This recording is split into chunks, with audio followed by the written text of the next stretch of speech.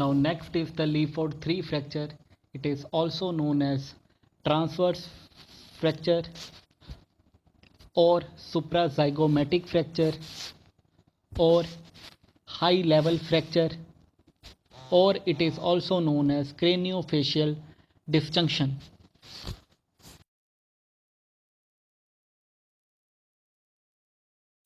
Now since the fracture lines runs in the transverse direction, therefore it is known as Leeford 3 fracture. It is known as suprazygomatic fracture because the fracture line extends above the zygomatic bone.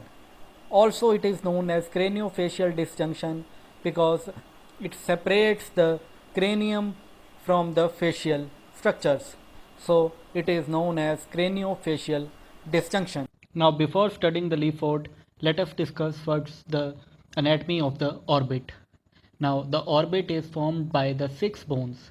They are the frontal bone, maxilla bone, zygomatic, sphenoid, lacrimal and the ethmoid bone. Let us find these bones so that we can have a clear idea about them. Now this is the frontal bone number 1. It forms the roof of the orbit and it separates the orbit from the anterior cranial fossa. Now the second is the maxilla that forms the part of floor and medial wall of the orbit. It separates the orbit from underlying maxillary sinus. Now third is the zygomatic bone. It forms the lateral wall of the orbit.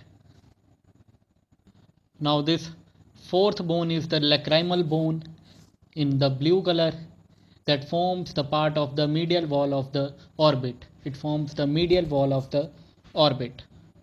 Now moving to the fifth part, it is the ethmoid bone that forms the part of the medial wall of the orbit and it separates the orbit from the ethmoid sinus.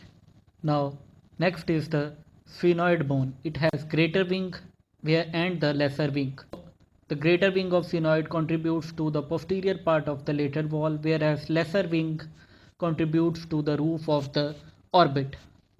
Now in Leeford 3, the fracture line starts at the frontozygomatic suture, goes inferiorly and reaches near the inferior orbital fissure, and then goes across the inferior orbital fissure towards the medial surface of the orbit, and from the medial surface of the orbit the fracture lines continues to the lacrimal and the ethmoid bone, and then the frontomaxillary and the frontonasal suture, and it moves to continue on the opposite side.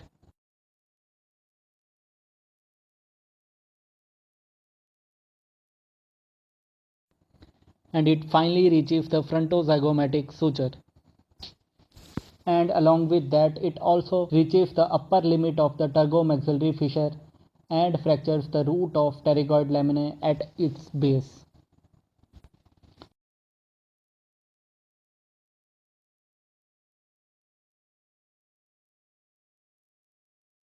Now discussing the clinical features of the Leeford 3 fracture. The first is the gross edema of the face that resembles as similar to a panda face. So there is ballooning of the face within 24 to 48 hours. There is gross edema of the face that resembles as similar to a panda faces.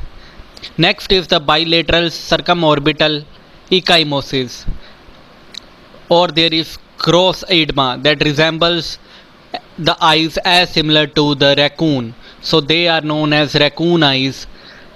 Gross circumorbital edema prevents eyes from opening.